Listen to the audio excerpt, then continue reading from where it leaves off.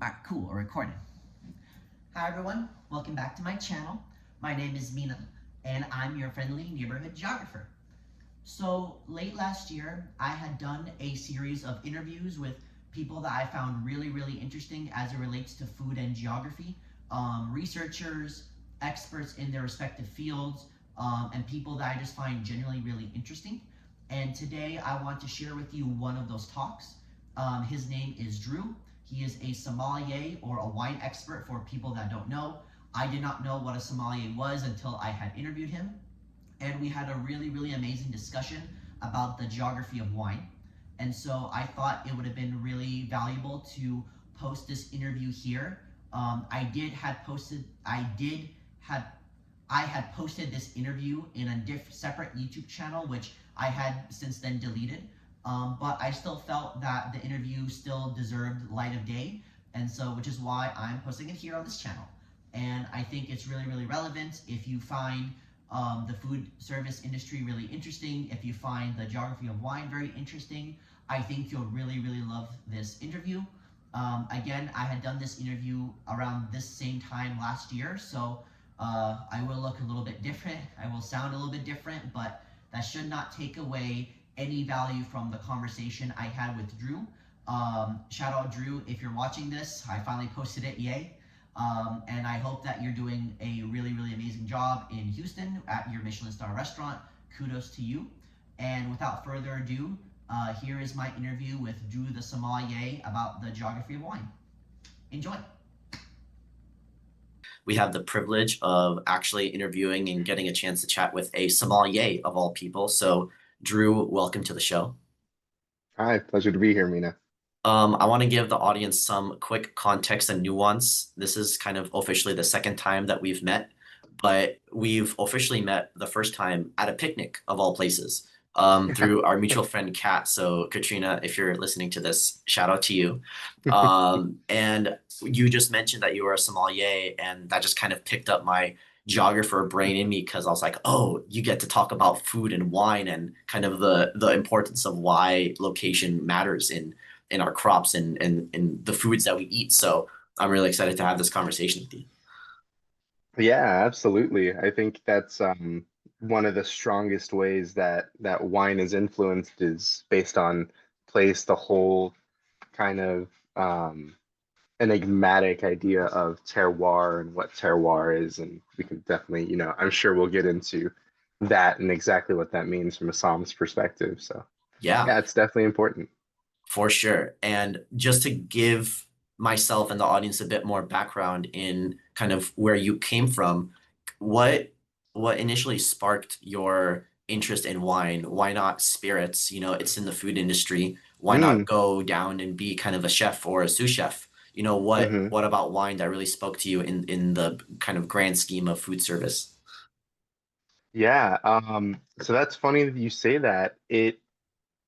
I did actually have a big focus on spirits and a big focus on food. So I have worked almost every single position in a restaurant, from front of house to back of house, from busing, hosting, dishwashing to actually cooking on a line to working really extensively in spirits and on the bar side of things to serving, somming, and even managing. Um, and I think that perspective helps around me in being a Psalm as well. Um, but yeah, so when I first started getting involved in the industry, it was right when I had turned 21. This is actually kind of third career move for me at this point. Initially out of high school, the plan was to study theoretical physics.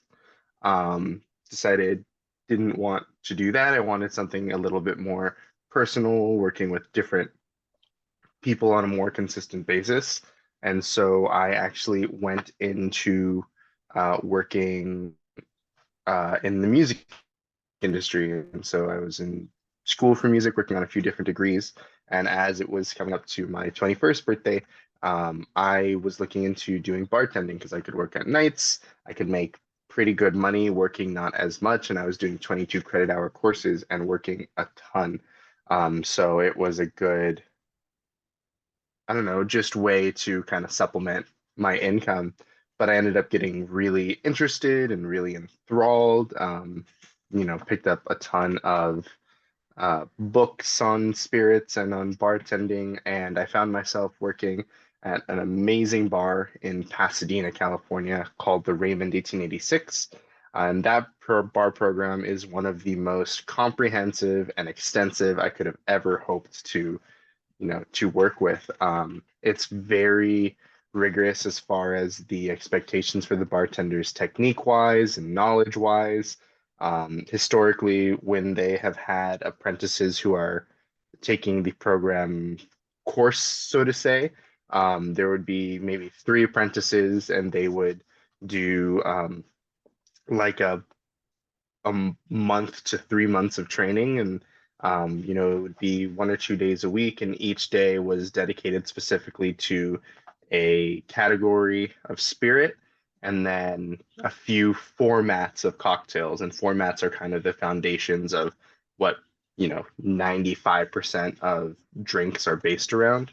It's ratios of sweets and sours and spirits and lengtheners.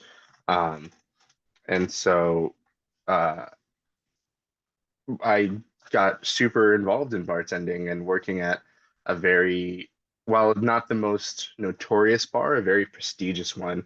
It was a 1,600 drink program. We could do anywhere between 800 and 900 drinks at any given time, depending on what we had batched. And our prep guy had syrups and infusions ready, depending on the night. So um, wine kind of became a natural progression for me. I always had a respect for wine. I had an aunt who's like another parent to me who has a you know, modest but still impressive wine collection. She ages her wine, so it was always around. I was always tasting it at holidays and stuff, and this was good quality. And um, because of those environments I was around, as I was coming 21, I kind of avoided the shitty alcohol phase for the most part. Didn't get into super cheap spirits, cheap wine. So, um, yeah, and I just had a knack, I think, for wine because it's geography. It's a very visual thing for me to process, and I process things visually. That's how I retain information. So a lot of my wine studies are me actually training maps, not just maps of regions, which is going to define what great varieties can be grown, especially in old world areas, but tracing topographical maps, tracing maps of soil compositions. And I almost have these all in my head on like transparent paper, and I lay them over the top of each other, and based on what grapes I know are being grown, the altitude, other factors, if it's coastal soil composition, I can intuitively kind of know what a wine is roughly going to taste like, and therefore it helps me make more educated pulls when I'm working on pairing, of course, which is a large part of what I do at my current restaurant. Yeah. And So, you said a lot there, and I definitely want to double click on the last thing that you said about how you're using geography to really yeah, understand the absolutely. wine and variety. But Hmm.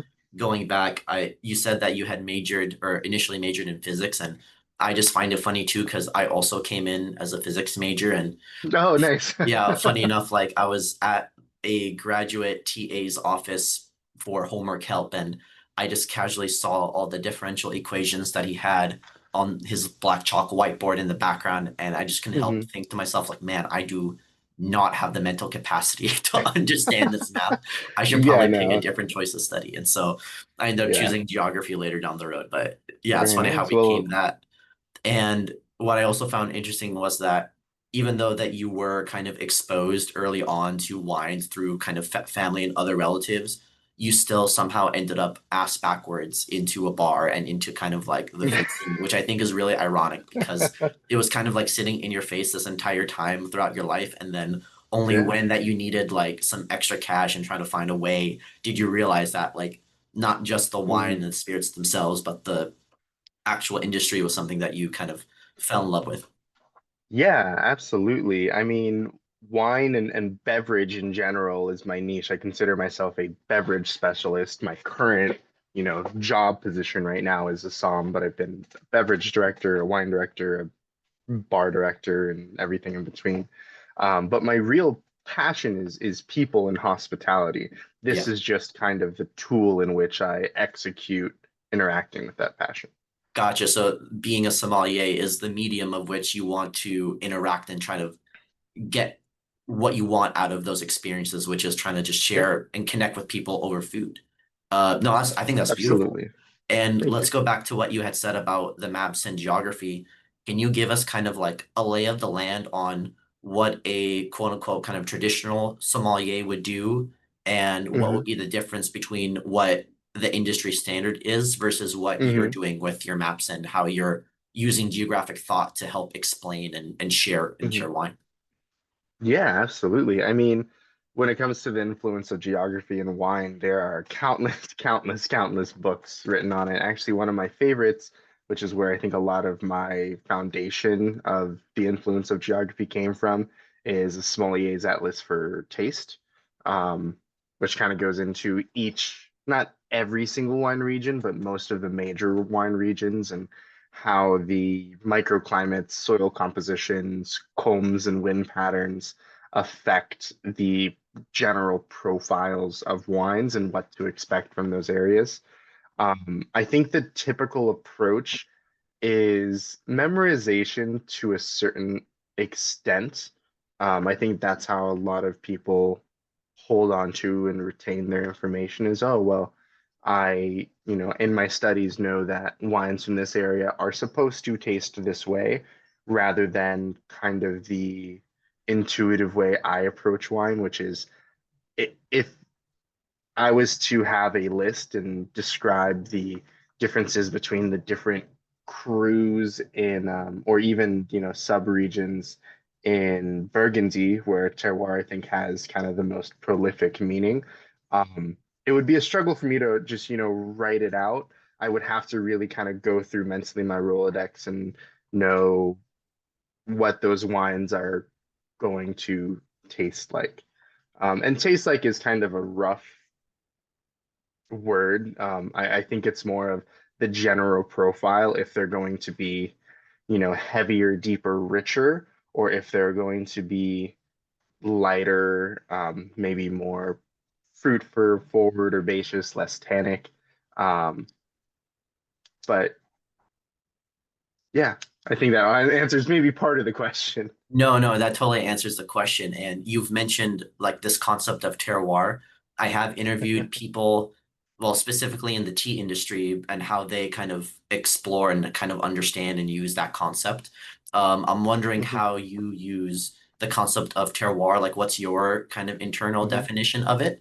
And Hmm. how do you kind of explain that to your patrons and guests? Because I'm guessing some of them may know terroir, some of them are very into wine. I'm guessing because you work at a Michelin star restaurant, so I'm guessing they probably know a thing or two about what they like in terms of flavor. Hmm. But then others are just I'm just here for the vibes, and I just want to try something new. Sure. And you're the one that's being paid to teach me how to enjoy this. So have at it. Yeah.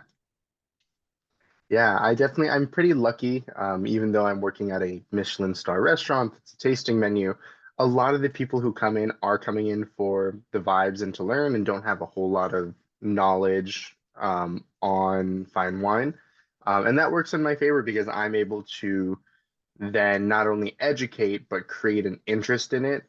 Historically speaking, wine has kind of been this inaccessible, expensive, rich white boys club within the food and beverage industry. And it shouldn't be. There's really amazing, approachably priced wine out there. And that's what I try to get across to guests. Um, is I'm learning as I'm pursuing, very sought after certifications and my quartermaster certifications.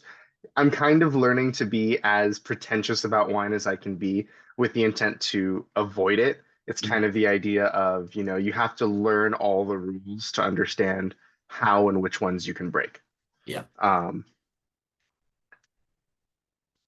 I think I forgot the initial question. No, no, no, Um, no. I think no, you definitely answered it. Do you from your perspective, I'm guessing you meet, somewhere around, I don't know, 50 to 100 people each night whenever you're on shift or, on the tasting menu. Hmm. What's the I'm wondering to know what has been their kind of reaction to how you've been Hmm. explaining like the geography of wine and kind of the taste of it. What do you think gets them most excited whenever you talk to them about whether the geography, the region, the flavor profile, the Hmm. soil itself? Like, is there any specific geographic thing that kind of gets them like really wide-eyed and it's like, oh wow, I didn't realize that affected the flavor? Um, Yeah, definitely. I mean, I think with the guests that I interact with wine, it's very intimate and personal. It's actually very limited how many guests I interact with. So we are a chef's table experience. So it is one long 12-person bar, and that Hmm. is the max that we can seat at a time. And the maximum amount of guests that we can seat to in one evening is 28. Typically, it sits closer to 18 to 24, depending on how busy the night is. And of those, only a handful might be doing the pairings. And for those who are interested, I think that it's the stories that capture them. The way wine tastes and why it pairs is important, but it's also extremely subjective. So when, I have these 9 wines that I'm going to pair with 9 of the guests' 12 courses, I'm not going to say, oh, this tastes of this, and it's going to pair because this taste makes this course taste this way. I might touch on that for very particular courses and pairings, but for the most part, I'm talking about the producer, the region, the grape. I have kind of found a lot of interest in introducing people to lesser known regions, rare varietals, limited production, low intervention producers.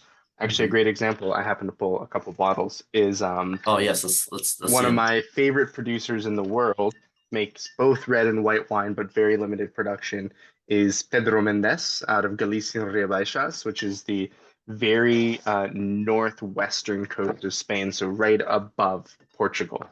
Okay. Um, and this area has incredibly old vines. Bless you. Thank you. Thank you. Um, And that's kind of rare for old world areas to have really, really old vines. His Albarino are amongst some of the oldest Albarino vines in the world. They're pushing almost 200 years old. That is Wow. crazy for Vitis vinifera, which is the wine making grape species essentially. And there is a very limited amount of old vines like this due to um, outbreaks since the kind of turn of the 19th century, coming up into around 1935 or so, called Yeah. phylloxera. It was a outbreak of aphid-like insects that eat away at the rootstock of grapevines.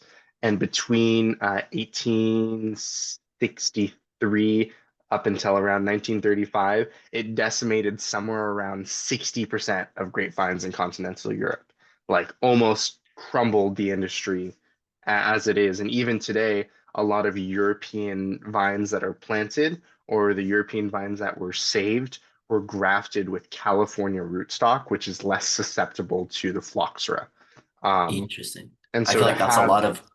Sorry, go ahead. Can please continue. no, no, no, please, by all means. Oh, I was gonna say, was that kind of like a controversial thing? Because I know genetics and varietals are very heatedly contested and debated. And the way Yes. when you mentioned that, I was reminded of another uh way of wineries being able to like. I was thinking of conflict as one of the ways for vineyards to also be destroyed, and I was thinking of there was Yeah. I was reading up on a story where a lot of, I think it was either Algeria, Ukraine, somewhere in the Northern Caucasus, Mm-hmm. every family had their own kind of like special variety of grapes that they had. Mm-hmm. But because of either World War One or World War Two, a lot of those grape varieties were at risk of being destroyed and kind of being gone forever. And so it Mm-hmm. was up to kind of individual families to take care of whatever grape varieties that they really cared about. And so, Hmm. 50, 60, 80 years from now, like those still families are growing those same vines that they had saved from whichever Hmm. world war. Don't quote me on it, but there was some story. There's been a lot of wars in those areas, so Yes, it's a good catch-all just to say the war.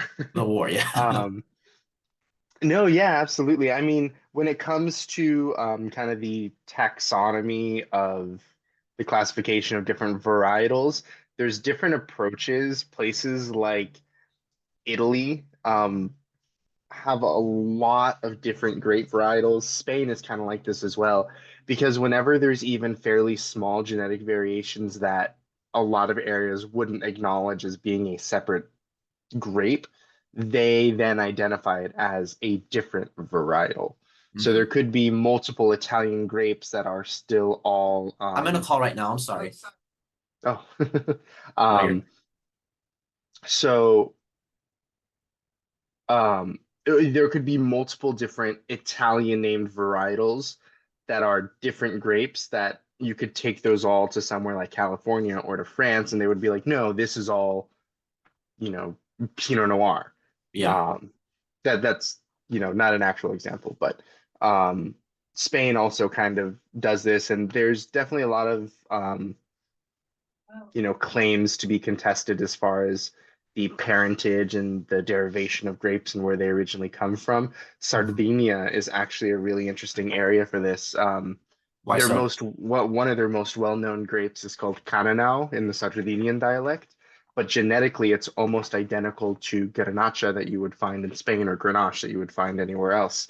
Um, in the very northeastern part of Sardinia, which already is a small island, there's a grape called Cagnulori, which is almost genetically identical to Graciano, which is another fairly popular um, red wine grape in Spain. And most people will acknowledge that those are probably indigenous to Sardinia, Mhm. but Spain claims that they're originally Spanish grapes. So yeah, the origin and the purity of grapes and where they come from is definitely something that is contested. And so when Europe had to start using California rootstock, which up until the late you know, or I guess around the 1970s, 1980s, when California started to present itself as more of a quality wine producer, I'm sure especially the French had opinions about using anything California I in bet they their did. vineyards, but they needed it. Yeah. I want to take a step back a little bit and Hmm. come go from the vineyard back to the restaurant. Can you Hmm. can you walk us a day in a life of what your responsibilities are as a Hmm. sommelier, in charge of the tasting menu or in charge of kind of Yeah. facilitating that? What does your day look like? How often are you working with your team? How stressful is it? Kind of give us a day in a life because I'm pretty sure it's no 2 days are the same. Yeah. Yeah. So Pasta Bar, the restaurant I'm at, is definitely a unique creature. It's a very small team, including the chefs, so back of house and front of house. There's 10 of us in total. We are open Wednesday through Sunday, and so it is all hands on deck all the time. Yeah. I generally am there between noon and 2, usually hugging closer between 1 and 2. And we're there until we're done. If we have, late sat guests, then we might be there until midnight, 1 o'clock. Some days we do deep clean, so might be there as late as 1 to 2 o'clock. Um, so I'm there always, it feels like. Um, Now we are a 12 course tasting menu, and we offer two different wine pairings as supplements that you can enjoy with your meal. And our menu changes pretty consistently. It's never the whole menu at once.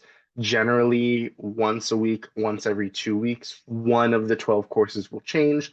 So we always say if you come every 3 months to 4 months, it's basically going to be a new menu, although there's a few courses on there that are more or less signature that will stay longer, and might even stay, over the course of a year plus. There's there's two courses that have been there since I started a Yeah. year ago. Almost actually, my anniversary is going to be this week at the restaurant. Well, Um, congrats, happy anniversary. thank you. um, and so tasting the courses and pairing new wines is something I'm doing all the time. And, I also just try to even try the courses that I've already established with the pairing. Um, again, to make sure that are the sauces all the same. Also, a big factor in how we taste is hydration. So when it's hot and if people aren't drinking as much water, they're going to be more sensitive to salinity, and that level of salinity is going to change how people are tasting the course and the wine together. So I try to kind of keep my finger on the pulse of how everything is tasting. Um, I get in at 2, and there's let's say theoretically I get in at 2, and I will kind of see to the service aspects that I need to, getting ready for service, filling waters, making sure silver and glass is polished and preset. At 3 o'clock, we will take our lunch. And so, depending on what day of the week it is, I try to do certain things before that. Thursdays, Fridays, I try to meet with one of our mini distributors, taste new wines that they're getting in, wines from their portfolio that I haven't had, kind of trying to always keep our wine selections fairly fresh. We don't work with a ton of super well-known producers. Again, my focus is kind of featuring the more unique and niche side of wine without getting too esoteric and weird with it. I want to introduce new things to guests, but just because a wine is interesting or compelling to me as a som doesn't mean it's going to be generally enjoyable by your typical wine drinker, even those who are maybe more savvy.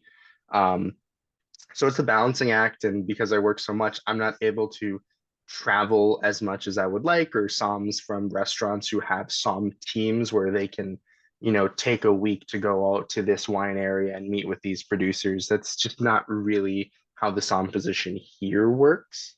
And so if I need to taste courses, I will taste them after our lunch, typically around 4:30. They will put tasters up for me. I will pull, generally, I try to only pull 2 to 4 wine selections. I'm not pulling 15. Mhm. Again, I'm a pretty intuitive pairer, and I've learned to trust that intuition. And even if I try 3 or 4 wines, generally it's the first or second wine that I picked that I was pretty sure was going to work that ends up working the best. And maybe there's some amount of, confirmation bias involved with that, but I try to Yeah. remain pretty open-minded about, it's not an ego thing. I don't need the first one to work. That just happens to be how it goes. And then Well, from 5 as late as 9:30, we'll do service, and mhm. afterwards we will wrap up. And there's days where I do admin work. I'm working on updating the spiel sheets as far as the points that I like to touch on each wine. So if my manager needs to step in to help me pair wines because we have a lot of pairings during a certain turn, he's able to do that. Well, on that note, when you're looking through what wines to highlight, what do you look for in a producer or a region when Mhm, deciding to support or highlight them within your wine list for your patrons? mhm. Yeah, I mean, I'm pretty open and eclectic. I think that's a big feature, is just something that is different, maybe a unique expression of something, but that is still, timeless to a certain extent and versatile, especially with pairing. Um, I think limited production wines, we don't have the craziest of budget compared to other Michelin star restaurants, and Mhm. so the way that I find I can bring value without providing, incredibly expensive wines, which expensive doesn't always mean better, anyways. It's providing wines that you wouldn't be able to find. The value is in its, you know, limited production. And those tend to be producers who are low intervention producers as well, who aren't doing a ton of crazy winemaking per Mhm. se and using weird winemaking techniques, but rather are just really focused in the viticultural aspect and the farming aspect. There's a Burgundy producer, mostly Pinot Noir, by the name of Rodolphe Demouget. He makes Pinot Noir and Chardonnay and Burgundy. Um, he's mostly in Beaune in the Côte d'Or, kind of central area of Burgundy. Hmm. And his family were winemakers, but they were kind of more mass production. In his words, he always said that his family mastered chemical farming. So for him to be a great winemaker, first he had to learn to be a good farmer. And so since then, he's, geared towards his organic and biodynamic certifications. And I think that's something that can be held on to by any winemaker is, focus on the product first and foremost, and the rest will kind of sort itself out. Um, Yeah. so most of the producers I work with are limited intervention, not necessarily natural wines per se. The natural wine movement is really interesting. It doesn't really have a set definition, like what is orange wine, what is natural wine, versus one that doesn't claim to be a natural wine but still uses spontaneous fermentation with natural yeasts that are biodynamic and organically harvested. Um, so yeah, I try to focus on those aspects. I think it was Plato that said, know thyself. And on that note, do you think that the best Psalms are the ones that know themselves the most and their palate? Sure, to a certain extent, yeah. I think you also have to understand that you're not, when you assemble a wine list, it's really easy to assemble something that you like, but especially in a tasting menu setting, we don't do any a la carte. Um, you have to pour things that guests are going to enjoy. And Hmm. when you are tasting, dozens, hundreds, thousands, tens of thousands of different labels, bottles, and vintages over the course of your career, we tend to gravitate towards the weird stuff, the interesting things, the ones that are going to be outliers. But that only works because we have exercised these muscles to be able to handle things like that. Whereas your average, even fairly involved wine drinker on a consumer or guest level maybe hasn't worked up to the point where they can really understand and appreciate why this is interesting or why it's compelling to us. Yeah. So you definitely have to kind of put your ego aside and understand that you have your preferences, but that's not what you're building a list or, building a pairing for. Do you I ask because I feel that the sommelier profession is possibly changing because in Hmm. response to social media? Because I'm guessing, do you feel that like the profession itself or the industry is evolving fast enough to reflect the changing tastes and values of your patrons? Hmm. Because I think because of social media, more information is more accessible to more people. They can understand why Hmm. wines are called a Pinot Noir versus a Hmm. Grigio or whatever it is. I'm not the wine expert Sure. here. You are. But do you think that has been an inflection point for the industry itself, Hmm. or do you think they've been responding in a way that you feel comfortable with? Hmm. That's kind of a tough question. I mean, Because the wine industry is changing a lot, but I'm not necessarily sure that it's because people's tastes are changing faster than the industry can keep up with. I think that one of the biggest changes we're seeing is that a lot less people are drinking. Um, hmm. there is actually one very large wine and spirit distributor, one of the big two in California and also just in the US, that actually just pulled out of California, um, which was crazy. That was RNDC. And I mean, I know that now, even compared to a year ago, I'm ordering way less wine per month just because people aren't drinking as much. A lot of people are, getting our non-alcoholic selections or just sticking with water. That's a tough thing to navigate. On top of that, we have the economics and politics of these tariffs now and imported wine that we are starting to see prices increase. A lot of distributors have held on to stock that they didn't have to pay the tariffs on, so they haven't passed that on yet. Hmm. But it's only a matter of time before imported wine becomes really expensive and even more inaccessible than it already was. I mean, a big reason why French wine already is fairly expensive is that um, during or just after the war, France and I believe a few other winemaking countries to help rebuild their economy imposed tariffs on alcohol going to the US. And that was, without getting too political, part of Trump's reasoning to put tariffs on them. Um, I feel like that reasoning is flawed to still an extent because ultimately it's us who are paying for those tariffs. Yeah. Um, but then we also see different trends. Like a great one is this natural wine trend. You know, I especially in LA where it's fairly hipsterish and people like to get into these kind of niche areas and make them even more niche. You know, Yeah, that's I very see LA rough. natural wine bars all the time, and it's like, what does that mean? Yeah. Like it's that it means something, but also doesn't at the same time.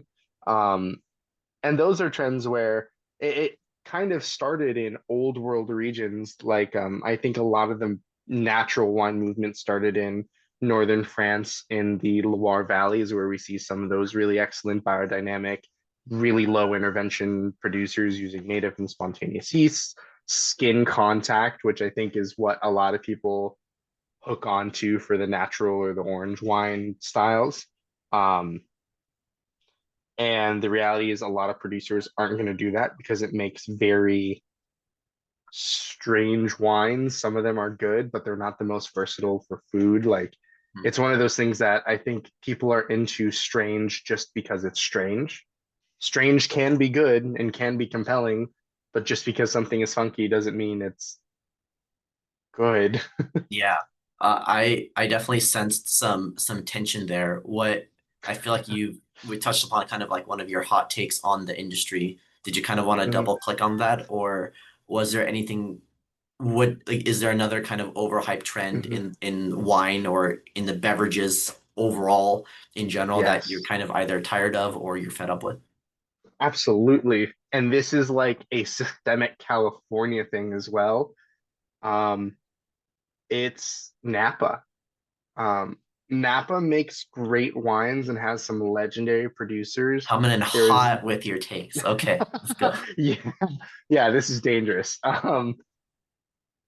No one can take away the esteem and the prize of Napa wine and how amazing it is. However, I think it's held to this gold standard when there's other amazing areas that are more accessible price wise, location wise to more people, In especially here in California, LA. Yeah, like like where? inland Santa Barbara, you know, Hmm. Santa Ynez, Santa Rita Hills, Los Olivos, Ballard Canyon, Happy Canyon, like all these areas make amazing wine, and there's this huge temperature gradient as you get from the you know, west coast as you get further inland. And so there's a huge variety. We can grow Burgundian styles of Pinot Noirs and Chardonnays, all the way into Rhone styles and warmer climate Italian grapes. Um, you know, the Napa tax is a real thing. It exists, you know, though not on paper as the Napa tax. Like Hmm.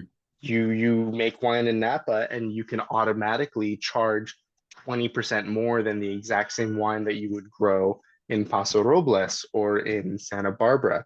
Um, and that I think is without real reason. It is not 20% more expensive to produce those wines in Napa. You are way more likely to sell that wine if it's coming from Napa. So it's not like you're trying to pad it so if you don't sell the wine as quickly, you're not, you know, losing money on it or whatever it may be. Um, and because of that, I think Napa, to a degree, and certain producers, not all, are kind of resting on their laurels and maybe not being as detail oriented to creating really exceptional vintages as often as they can, which isn't always up to the winemaker. Obviously, Mother Nature has a huge hand in that. Hmm. Um, but also the most important part of wine, I think, is the community aspect, the person aspect, how a bottle of wine brings together people over food and have conversation. And I think Napa has lost a huge part of the hospitality of it.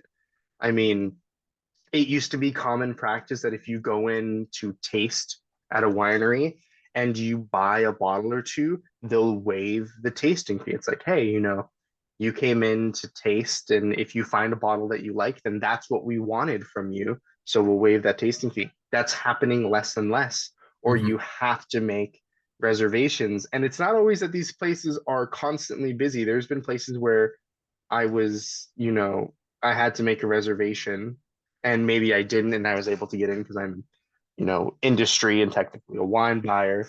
And they made Hmm. it happen. And the whole time I was there, I'm like, I saw two other people. It's like take a walk in. Hmm. Um, so yeah, I Do guess that would be my hot take, but that is, I think, maybe not as hot of a take as it used to be. I think some people are definitely they're coming around to seeing it. They're more of slowly. that. Yeah. I And see. like I make a point, I'm not trying to disparage Napa by any means. Exceptional wine. I have some great producers that I love up there, but I more lean into you don't have to go far for good wine if you live in California or if you live in LA. Hmm. Can Stay in Solvang, go get some yeah. pancakes at Paula's Pancake House, and then spend a day in Los Olivos. Like that's Yeah. how I would rather spend my time in. Well, I think you just answered my next question, which was, was there any producer that you visited or a vineyard that you had stayed at that and that experience or memories really stayed with you? Mhm.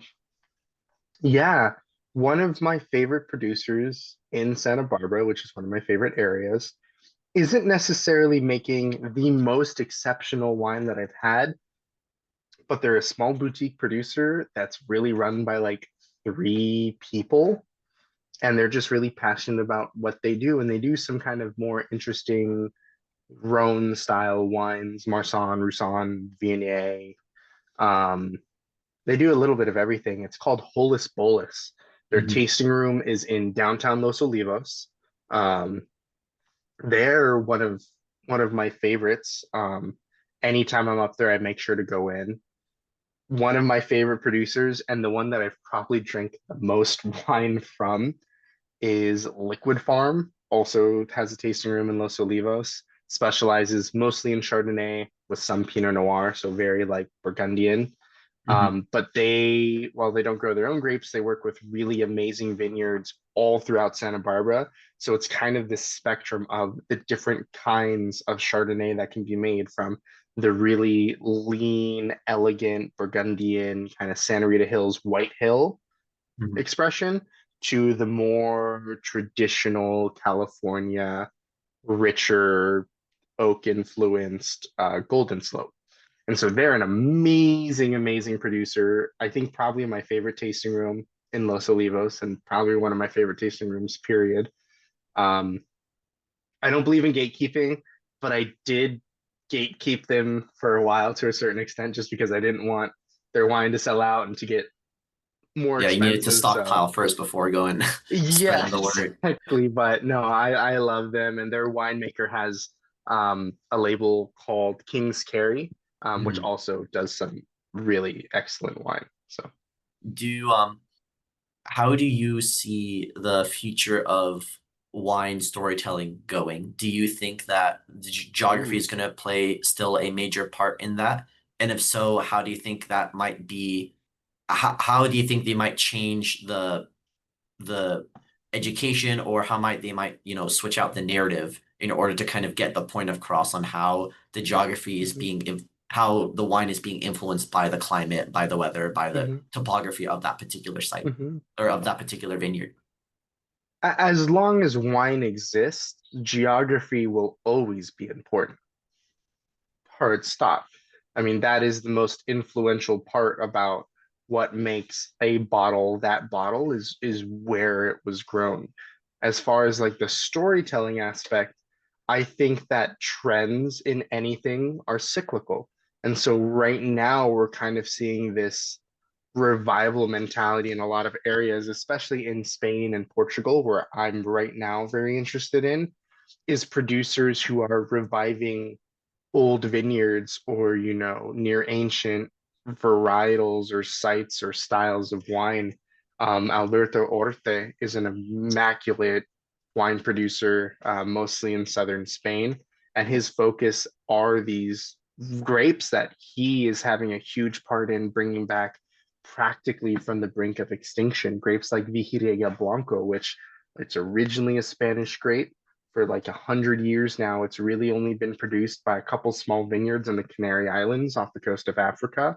And so he's one of the first to bring it back to mainland Spain. He's producing one parcel in a single vineyard, I think gearing towards a more sustainable aspect, but it's early stages. And so he only makes like like 900 or 1200 bottles of this particular expression that I pour at the restaurant. I think those are the things that people latch onto and are compelling. It's like not only is this a producer that makes very little wine, but he's one of the only people growing this grape in the world. And like you find that, like you were saying, in areas in the Caucasus, in Algeria and such. Um, but those people are making a handful of bottles for themselves, their families, and their friends. That's not being like produced or marketed or distributed. And so I think this is the closest that people can get to that. And that I think is the purest form of what wine is, and that's what I look forward to, being able to focus much more on traveling and these one-on-one experiences with these really small producers and understanding the history of where this comes from. Because just as much as geography matters, history is just as important. I couldn't agree with you more. Earlier this year, I think I mentioned to you the first time we chatted, I've read up a lot of books on food history, and two of them ended up being, well, three. One was on coffee, the history of coffee in El Mm, Salvador. The other was on the history of the banana and how uh mm, that bloody history ended up coming to be. And it was so crazy because it made me realize reading those two books at once was that, the US was kind of using coffee as a way to kind of pressure and create influence in Southern America. But they were also doing mhm, this in El Salvador, specifically in Brazil. But they were also doing the same thing with the banana in Guatemala and Honduras. So mm, they were literally using wow, food as a weapon, as a way to, project their influence. And mhm, it was just crazy to finally figure out like this was happening at the same time or roughly around the same time as like they're mhm, pushing coffee in Brazil and El Salvador. They're also pushing for they're allowing these American companies and enterprise to come in and basically just decimate all this virgin land. And I just see a lot mhm, of many parallels to what you've said about about the history of food. But on I guess on that note, how do you say grounded and inspired in a very what I would classify as a high pressure industry, given the history and the more nuanced mhm, understanding that you have right now, being in it for so many years? mhm. I think wine is a cheat code for staying interested. I think that's why you see a lot of Psalms staying as Psalms and not moving on to doing other things. Like there's a lot of jokes about the the lifeline and the lifespan of a bartender. It's, you start off as a host, and then a server, and then a bartender, and then a bar manager, and then a bartender, and then a liquor rep or a distributor, and then a real estate agent. Hmm. Like that's a very common joke that for some reason a lot of bartenders end up working in That's real very I estate or sales or something. That's not as much the case with Psalms. Not to say that there isn't so much to learn about with spirits and cocktails. The history of wine is a lot longer, so there's a lot more to consume. I can choose to focus exclusively on Italian wine for the next 30 years of my career and still not learn close to everything just about the Italian wine. And so you then open up the rest of the world, old world regions, Spain, Germany, Austria, um, France, new world regions, South Africa, Australia, California, Argentina. Um, there will always be a new wine for me to try, a new producer who's doing something, a producer who took over, their family's domain and vineyard. Um, it's easy to stay interested when it's constantly new things around you. Even Yeah. one producer, like each vintage is going to be different. They're going to be trying new things. So that's how I stay interested working in wine. How has being a som and working so closely with food, wine, and people have shifted your own personal values or habits around consumption? Damn, you have a lot of really good questions. So I, on my own time, don't drink very much. Um, Part of that is health reasons. Definitely when I first started working in the bar industry, there was much more of a culture of like drinking after work. A lot of bars drink on their shift. My bar was actually very mellow with that. We would have a drink here and there, but it was very, very limited. Um, I think with wine, one of the great things is, you know, it's actually the quote on my Instagram page. Those who know how to taste don't simply drink wine, but savor its secrets. Like they're, you can pound a bottle of wine and get absolutely sloshed, but that's also a pretty unpleasant experience to down it. Like wine is something that often makes you take your time and think about it critically. It's that experience, it's that community. Like I could have an amazing one of one bottle of an amazing vintage of wine, and I would rather sit down and have one sip and share the rest with 30 people or 10 people or whatever it may be than to have that entire bottle for myself. So it's made me slow down and appreciate and actually taste and learn, rather than drinking for the purpose of, being inebriated. And working in bars, I see people, overconsume, and I'm a very responsible server, so I have no issues cutting someone off when I feel like they're at a dangerous place, Mhm. long before that. Um, but I also think that the alcohol itself is a draw. I think there's something to be said about how, some level of, pardon me, some level of, inebriation can kind of break down certain walls and barriers that we consciously or unconsciously put up. And I Mhm. think it definitely opens up for more genuine and authentic conversation. So, No, I totally agree. For me personally, if I want to get abbreviated, there's always tequila. So that's always been my go-to. love Um, it. in my knowledge, it's the only upper out of all the other alcohols, which are depressants or stimulants because it's made with sugar, Yeah, or one of the only ones. yeah, More you know, probably. anyway. I think that's kind of a general consensus on And it. what you said was very reminiscent of what the answer was from uh, a person who I'd interviewed who's in the tea industry. She did her master's thesis on tea production in Taiwan, and Oh wow. I had asked her about that, or I asked her a similar question, and she said, for me, tea forces me to sit down and reflect and like think and just kind of like be in a moment of reflection. And I think not that wine is exactly the same, but it provides kind of another flavor of that same type of experience, which I think is just really interesting. Uh, Yeah. do well, I want to be mindful of your time, Drew, because I know that you're probably up more earlier than you want to be on your No weekend. So worries. many thanks there. Of What course. advice could you give someone who is curious about wine as someone who just wants to get into wine and as someone Hmm. who wants to actually pursue sommelier as a career? Yeah. I mean, they both start off the same. Drink wine, taste wines, go try new bottles. Like a great rule of thumb that I try to follow as much as possible is I try not to drink the same label more than once in a calendar year.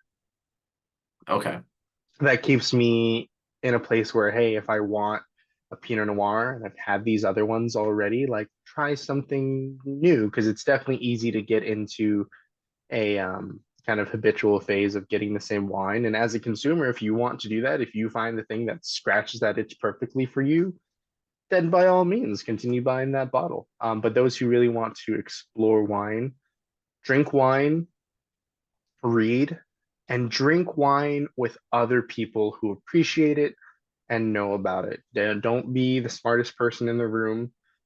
Be willing to say, what does that word mean? Like, what is a punch down? What is batonnage? What is, you know, why is this champagne and not cava? Ask those questions, even as working at a very high, level in wine. Like, there are still wine production words that I'm not super familiar with, or grapes that I don't know the parentage of. It's like if I just nod and say, "Oh yeah, I know that," then I never will truly. So Yeah. be And open to learning, look at some maps, especially for professional somms. Like, reading materials is big. I have a whole bookshelf mostly dedicated to books on wine and spirits, and also some coffee and tea stuff. I also love tea, so you talking about the tea was nice. right on. Well, I think that's some really great advice to end off of. Drew, thank you so much for taking the time and making space to just kind of have this chit chat and Absolutely. just really just nerd and geek out over wine and Hell yeah. geographies. Yeah, I'll talk as long as someone will listen. So No, well, we'll definitely. I definitely want you to have. I definitely want you to be back on the show and to do yeah, another follow up because still haven't. We still have a lot to go through and talk about. yeah, absolutely. This could be its own podcast in and of itself. I wouldn't be mad about that. Well, thanks again, Drew. I will catch you soon, and thanks again. Absolutely. Absolutely. Thank you so much, Mina.